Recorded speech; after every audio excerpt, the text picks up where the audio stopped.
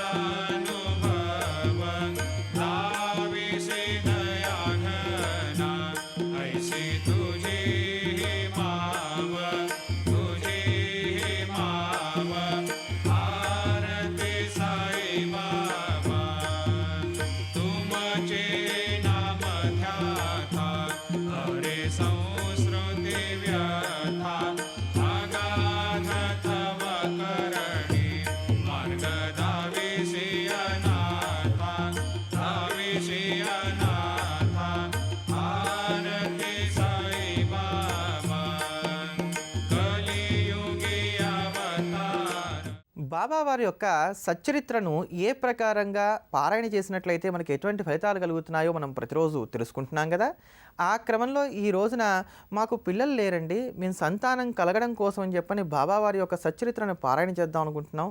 మాకు బాబావారు అంటే చాలా ఇష్టమైనటువంటి దైవం, వారి పాదాలే పట్టుకున్నాం అని అనుకునేటువంటి వారు ఎవరైతే ఉన్నారో అటువంటి శ్రద్ధ కలిగినటువంటి నమ్మకం కలిగినటువంటి వారందరికీ కూడా త్వరగా సంతానం కలగడానికి గాను బాబావారి యొక్క సచ్చరిత్రను ఏ ప్రకారంగా పారాయణ చేయాలో తెలుసుకుందాం. బాబావారి యొక్క సచ్చరిత్ర ఎప్పుడు ప్రారంభం చేసినప్పటికీ కూడా గురువారంతో ప్రారంభం చేసి బుధవారానికి అలా పూర్తి చేయాలి. ఇది మనం ప్రతిరోజు చెప్పుకుంటూ వస్తున్నాం. ఇట్లా పారాయణ చేస్తే ఒక పారాయణ చేసినట్లు అవుతుంది. ఇటువంటి పారాయణలు మొత్తం 12 పారాయణలు పూర్తి చేయాలి. మాకు సంతానం కలగాలి అని బాబావారికి నమస్కారం చేసుకొని వరుసగా 12 పారాయణలు చేయాలి. ఈ 12 పారాయణలు చేసేటంత కాలము కూడా మీరు బ్రహ్మచర్యాన్ని పాటించవలసి ఉంటుంది. దీన్ని జాగ్రత్తగా గుర్తుపెట్టుకోవాలి. ఎప్పుడూ అయినంత వరకు కోపానికి పోకండి, అనవసరంగా మాట్లాడకండి. ఎంత నిదానంగా ఓర్పుతో సహనంతో ఉండగలిగితే అంత సహనంగాను ఈ 12 పారాయణలు పూర్తయ్యేంత వరకు కూడా ఉండాలి. మీరు ఏ గురువారం అయితే బాబావారి యొక్క చరిత్రను పారాయణ చేయడం ప్రారంభం చేస్తున్నారో ఆ రోజు ముందుగా ఒక కొబ్బరికాయ తీసుకొని దాన్ని చేత్తో పట్టుకొని బాబావారికి నమస్కారం చేసుకోండి. బాబా, మాకు పెళ్ళయింది, పిల్లలు లేరు, మేము చాలా బాధలో ఉన్నాం, మాకు మంచి సంతానం కలగాలని చెప్పి నమస్కారం చేసుకొని ఆ కొబ్బరికాయని బాబావారి యొక్క చిత్రపటం దగ్గర కానీ విగ్రహం దగ్గర కానీ అలా ఉంచేసేయండి. అలా ఉంచేసి దాన్ని ముట్టుకోకండి. చక్కగా పారాయణం అంతా పూర్తి చేసేయండి. గురువారంతో మొదలుపెట్టారు, బుధవారానికి పారాయణ పూర్తయింది కదా, ఆ బుధవారం నాడు ఇదే కొబ్బరికాయను కొట్టి దీనితోటి పాయసం వండి ఆ పాయసాన్ని బాబాకి నైవేద్యంగా పెట్టి ఆ పాయసాన్ని మీ ఇరువురు కూడా తినేసేయాలి, దంపతులు ఇద్దరు కూడా తినేసేయాలి. ఈ పాయసంలో ఒక్క మెతుకు కూడా పక్క వారికి పెట్టకూడదు. మొత్తం ఎంత ఉంటే అంత పాయసం కూడా భార్యాభర్తలు ఇద్దరే తినాలి. ఇలా మళ్ళీ గురువారం వచ్చిందిగా రెండో పారాయణ మొదలుపెట్టాలి. మళ్ళీ ఆ రోజు కూడా ఒక కొబ్బరికాయ తీసుకోండి, చేత్తో పట్టుకోండి, బాబావారికి మీ కోరిక చెప్పుకోండి, బాబావారి యొక్క పాదాల దగ్గర పెట్టేయండి. మళ్ళీ బుధవారానికి పారాయణ పూర్తి అయిపోయింది, ఆ రోజు మళ్ళీ ఈ కొబ్బరికాయను కొట్టండి, దీంతో పరవాన్నం వండుకోండి. ఆ పరవాణాన్ని మీరు మీ వారు మాత్రమే తినండి. ఒకవేళ పరవాణంగా ఉండటం మీకు కొబ్బరికాయతో వీలు కావట్లేదు అనుకోండి, ఏదైనా సరే ఒక తీపి వండేసుకోండి. ఒక తీపి రకంగా తయారు చేసుకొని ఆ కొబ్బరికాయతోటి దాన్నే బాబావారికి నైవేద్యంగా పెట్టి దాన్ని మీరు భార్యాభర్తలు ఇద్దరు కూడా చక్కగా స్వీకరించవచ్చు. ఇలా 12 పారాయణలు పూర్తవుతూనే వెంటనే, అంటే బుధవారానికి పారాయణ పూర్తి అయిపోయిందిగా, మళ్ళీ మొన్నటి గురువారం వస్తుంది కదా, ఆ రోజే బయలుదేరిపోయి షిరిడి వెళ్ళిపోండి. షిరిడి వెళ్ళిపోయి షిరిడిలో 3 రోజుల పాటు నిద్ర చేయండి. మాకు చక్కటి సంతానం కలగాలి అని చెప్పి నమస్కారం చేసుకొని బ్రహ్మచర్యం పాటిస్తూ షిరిడీలో 3 రోజుల పాటు నిద్ర చేయండి. చక్కటి 12 పిల్లవాడు లభిస్తాడు.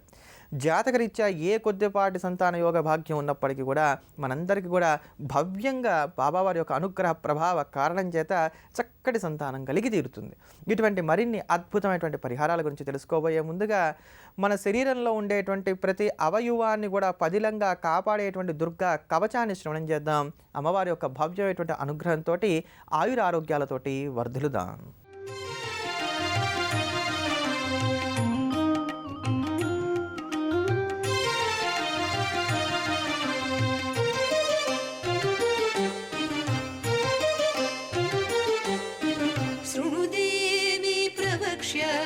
కవచం సర్వసిద్ధిదం పఠిత్వా పాఠయిత్వా చ నరో ముచ్యేత సంకట. శృణుదేవి ప్రవక్ష్యామి కవచం సర్వసిద్ధిదం పఠిత్వా పాఠయిత్వా చ నరో ముచ్యేత సంకట.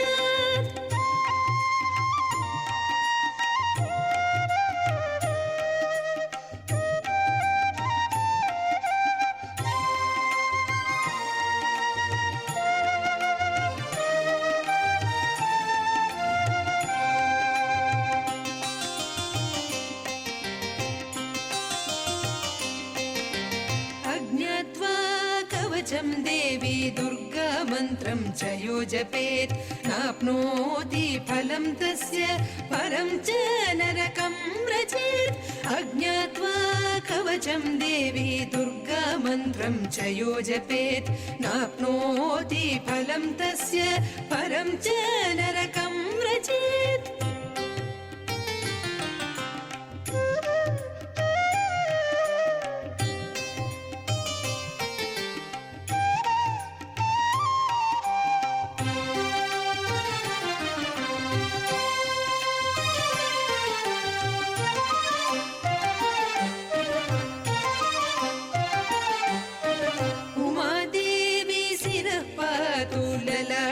శూలధారిణి చక్షుషీ ఖేచరీ పాతు కర్ణౌ చత్వరవాసిని.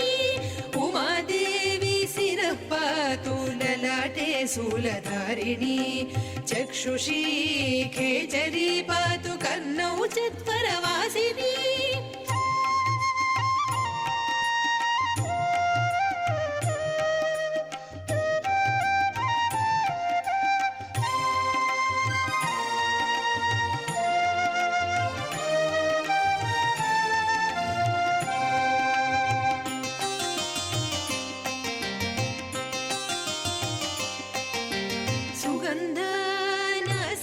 పాతు వదనం సత్వధారిణి జిహ్వాం చ చండికా దేవి గ్రీవాం సౌభద్రికా తథా.